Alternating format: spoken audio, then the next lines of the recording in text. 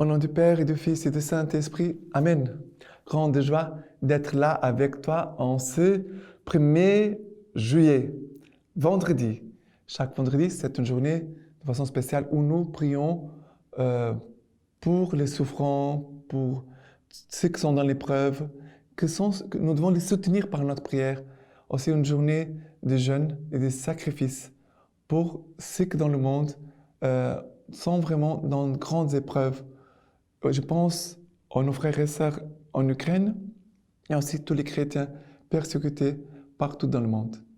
Et nous commençons ce mois de juillet. C'est un mois où nous célébrons Notre-Dame du Mont-Carmel, une fête de la Vierge Marie très chère pour notre communauté Semence du Verbe parce que c'est la patronne de notre communauté. Nous avons été fondés le jour de Notre-Dame du Mont-Carmel.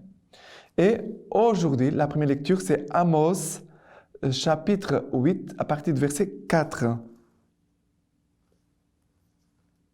Écoutez ceci, vous qui écrasez le pauvre et voudriez faire disparaître les humbles du pays, vous qui dites, quand donc sera passée la néoménie pour que nous vendions du grain et les sabbats que nous écoulions le froment?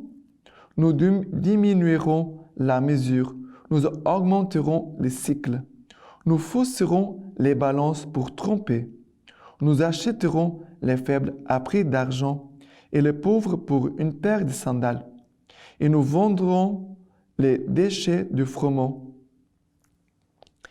Et il adviendra en ce jour-là, oracle du Seigneur Dieu, que je ferai coucher le soleil en plein midi, et que j'obscurcirai la terre en un jour de lumière. Je changerai vos fêtes en deuil et vos chants en lamentation. Je mettrai le sac sur tous les reins et la tonsure sur toutes les têtes. J'en ferai comme un deuil des fils uniques. Sa fin sera comme un jour d'amertume. Voici venir des jours, oracle du Seigneur, où j'enverrai la faim dans les pays. Non pas une faim de pain, non pas une soif d'eau, mais d'entendre la parole du Seigneur. On ira titubant d'une mer à l'autre mer, du nord au levant. On errera pour chercher la parole du Seigneur et on ne la trouvera pas. Alors, ici dans ce passage aujourd'hui, nous trouvons deux choses. La première partie, ça veut dire que ce sont les hommes malhonnêtes qui disent on va écraser les pauvres, on va faire disparaître les humbles du pays et aussi qui vont vouloir tromper les gens. Ils vont dire nous diminuerons la mesure, nous augmenterons les cycles, nous fausserons les balances pour tromper. Ça veut dire, le Seigneur voit le cœur des hommes. Le Seigneur voit le cœur de chacun de nous. On ne peut pas tromper le Seigneur. Ça veut dire que le Seigneur voit toutes les injustices sur cette terre. Combien de choses. Et on doit tout remettre cela au Seigneur. On doit confier tout cela au Seigneur. Et de prier pour la conversion des pécheurs. On doit se prier pour notre conversion. Mais voilà que le Seigneur voit ce qui se passe. La deuxième partie, nous voyons l'action de Dieu qui va dire « Je ferai coucher le soleil en plein midi et j'obscurcirai la terre en jour de lumière.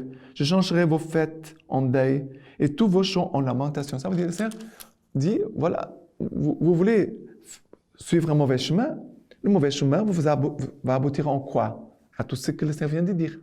Mais ce n'est pas la punition de Dieu. Parce que la parole de Dieu nous dit que le salaire du péché, c'est la mort.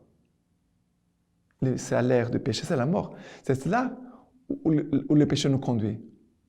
Alors, on ne doit pas être étonné en disant « Ah, le Seigneur m'a puni, le Seigneur ne m'aime pas. » Non, c'est ton propre péché qui va... Ce que tu sèmes, c'est ce que tu vas récolter. D'accord? Voilà. Et après, on entend cette parole très forte. Voici venir des jours, oracle du Seigneur, où j'enverrai la faim dans les pays. Non pas une faim de pain, non pas une soif d'eau, mais d'entendre la parole du Seigneur. Le Seigneur, on voit cette faim et cette soif aujourd'hui, partout dans le monde. Et Dieu a aussi suscité notre charisme, semence de la parole, pour venir vraiment comme une réponse à cette soif et à cette faim. Et si le Seigneur dit, on ira titubant d'une mer à l'autre, du nord au levant, pour chercher la parole du Seigneur, et on ne la trouvera pas. Ça veut dire que maintenant, le Seigneur répond d'une façon favorable en disant, vous pouvez la trouver, la parole du Seigneur est accessible. Et notre charisme est au service, et c'est une réponse à cette parole ici. Le Seigneur envoie notre charisme pour rassasier la faim et la soif des cœurs des âmes. D'accord? Et maintenant, le psaume d'aujourd'hui, c'est le psaume 119. Le psaume 119. Heureux, gardons son témoignage. Heureux ceux qui les cherchent de tout cœur. De tout mon cœur, c'est toi que je cherche. Ne m'écarte pas de tes commandements. Mon âme se consume à désirer en tout temps tes jugements. J'ai choisi la voie des vérités. Je me conforme à tes jugements. Voici, j'ai désiré tes préceptes. Vivifie-moi par ta justice.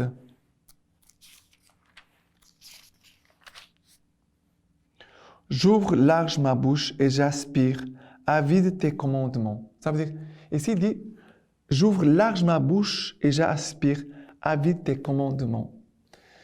Ça veut dire que notre soif et notre faim profonde, c'est d'écouter la parole de Dieu, de comprendre la parole de Dieu, d'écouter le Seigneur. C'est cette faim et cette soif qu'on trouve partout dans le cœur des hommes, partout dans le monde. Tout le monde a faim et soif d'écouter la parole du Seigneur et de l'écouter et de la comprendre. C'est pour cela que faire la lecture divine à chaque jour, c'est un moment aussi de prière, mais aussi de formation, pour qu'après nous puissions aussi donner ce que nous avons reçu gratuitement. Maintenant, on donne gratuitement aux autres pour les aider à rencontrer Jésus-Christ dans sa parole, mais aussi dans l'Eucharistie. Parce que quand on va à la messe, il y a toujours deux tables. La table de la parole et la table eucharistique, du corps et du sang du Christ. Il doit se nourrir du Christ dans ces deux tables. D'accord? Vivre de Jésus-Christ, c'est vivre de l'Eucharistie, de la parole et du corps et du sang du Christ.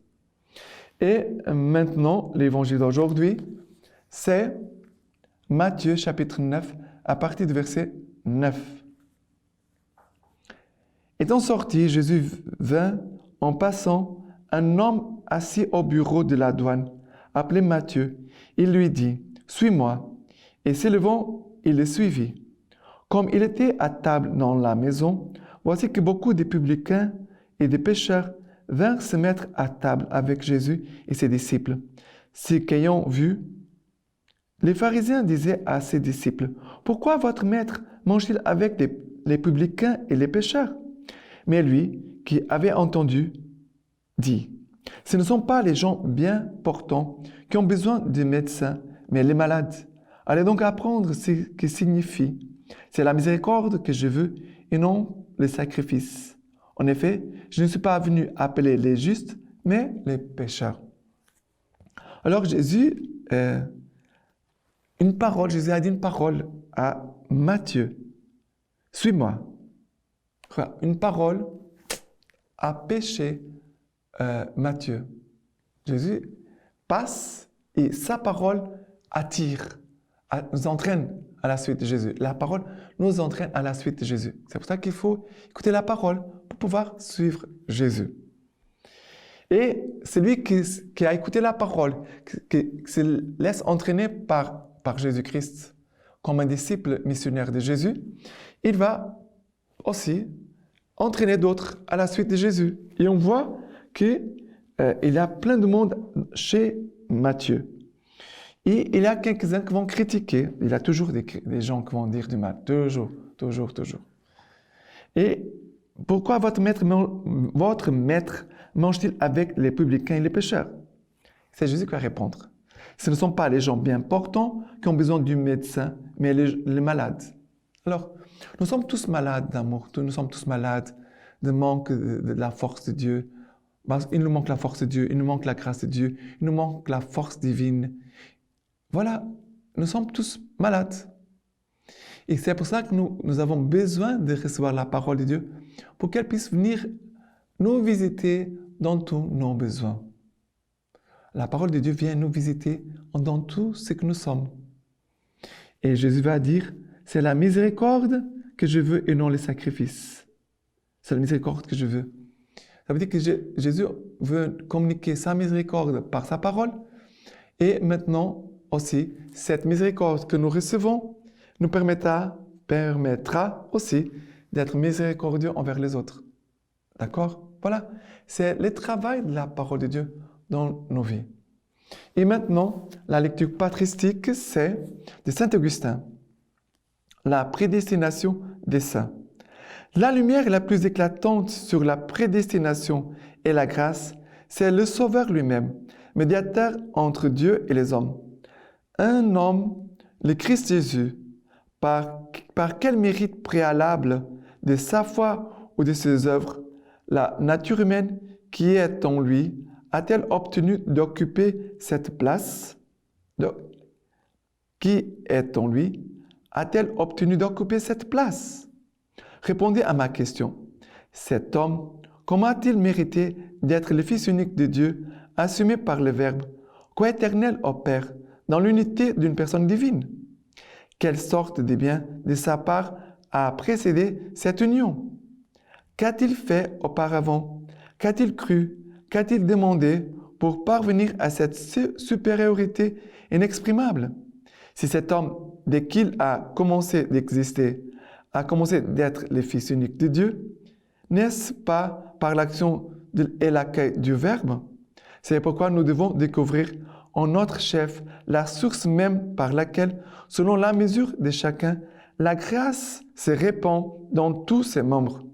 Tout homme devient chrétien lorsqu'il commence à croire par cette même grâce qui a fait que cet homme-là, dès son origine, est devenu le Christ.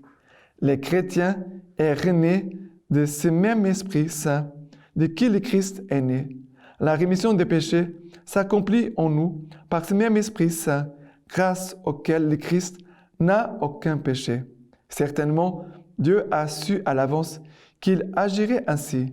Cette prédestination des saints a donc éclaté au plus haut degré chez les saints par excellence. Qui donc pourrait la nier parmi ceux qui comprennent bien les paroles de vérité? Car nous avons appris que le Seigneur de gloire a été prédestiné en tant que cet homme est devenu Fils de Dieu. Maintenant, je vous laisse la bénédiction par les mains toutes pures de la Vierge Marie. Que Tout-Puissant vous bénisse et vous garde, le Père, le Fils et le Saint-Esprit. Amen.